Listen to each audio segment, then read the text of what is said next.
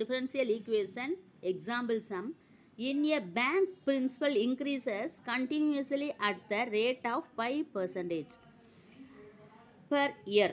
In how many years rupees 1000 double itself? அதாவது principal போடும்போது, அதாவது அமௌண்ட்டு போடும்போது ஒவ்வொரு தடையும் கண்டினியூஸாக இன்க்ரீஸ் ஆகுது அப்படின்னா 5% இன்ட்ரெஸ்ட்டில் வந்து இன்க்ரீஸ் ஆகிக்கிட்டு இருக்கு. எப்போ வந்து நம்மளுக்கு 1000 ருபீஸ் வந்து டபுளாக கிடைக்கும் அப்படின்னு சொல்லி கேட்குறாங்க. அதாவது 1000 ருபீஸை நம்ம போடும்போது அது வந்து எப்படி டபுளாக கிடைக்கும் அப்படின்னு கேட்குறாங்க.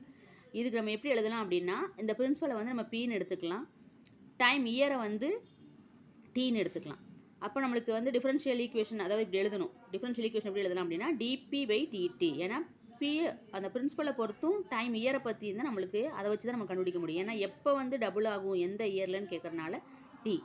அப்போ dp/dt ஈக்குவல் டு பர்சன்டேஜ் 5%னால 5/100 இன்ட்டு டி. இது ரெண்டையும் கேன்சல் பண்ணால் 20. அப்போ p/20. இது நம்ம வேரியபிள் செப்பரபிள் பிரகாரம் நம்ம பிரிச்சிடறோம் தனித்தனியாக.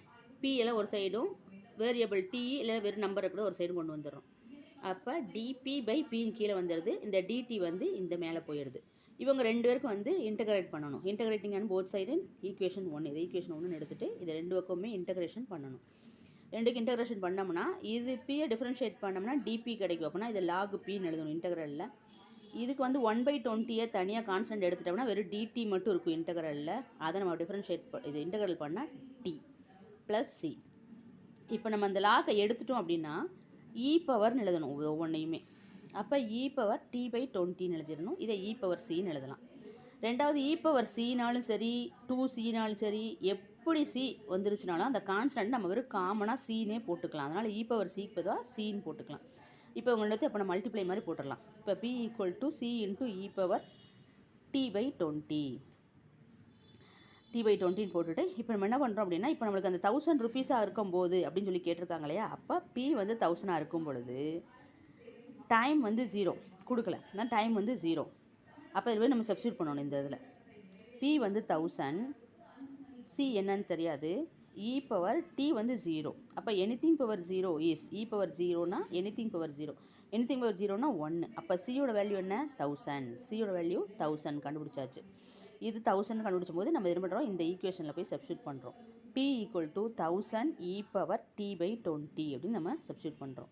இப்போ இது எப்போ டபுள் ஆகும்னு சொல்லி கேள்வி கேட்டிருக்காங்க. அப்போ டபுள் ஆகும் அப்படின்னா என்ன அர்த்தம் அப்படின்னா, t years be the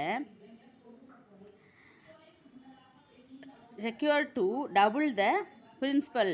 அதாவது பிரின்சிபல் வந்து டபுள் ஆகும்போது ஒரு எவ்வளோ இயர் கிடைக்கும் அப்படின்னு சொல்லி கேட்டனால இப்போ 1000 அப்படிங்கிறது வந்து 2000 போட்டுக்கணும் பிரின்சிபலில். அதாவது இந்த ஈக்குவேஷன் சொன்னோம் இல்லையா, p = c × e/t/20 அதில் போய் சப்ஸ்டியூட் பண்ணுறோம். ஏன்னா நம்மளுக்கு தேவை t தான். இப்போ இயர் வந்து எவ்வளோ டபுள் ஆகும்போது எவ்வளோ கிடைக்கும்னு கேட்டிருக்கனால அப்போ 2000 = 1000 e/t/20 அப்படின்னு போடுறோம்.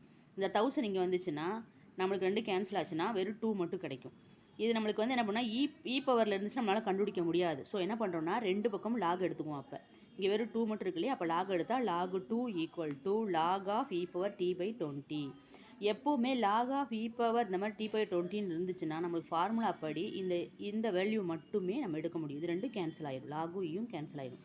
So t/20 log 2 = t/20. இந்த 20 இந்த சைடு போச்சுன்னா 20 log 2 = t. இவ்வளோ ஆகும், இந்த இயர் ஆகும். லாகோட 2வோட வேல்யூ நம்மளுக்கு தெரிஞ்சிச்சுன்னா அதை போட்டு 20ஆல் மல்டிப்ளை பண்ணி போட்டோம்னா இத்தனை இயர் அப்படின்னு சொல்லி நம்ம காமிச்சிடலாம். இப்போ வந்து நம்ம இதோடய விட்டுடலாம். தேங்க்யூ.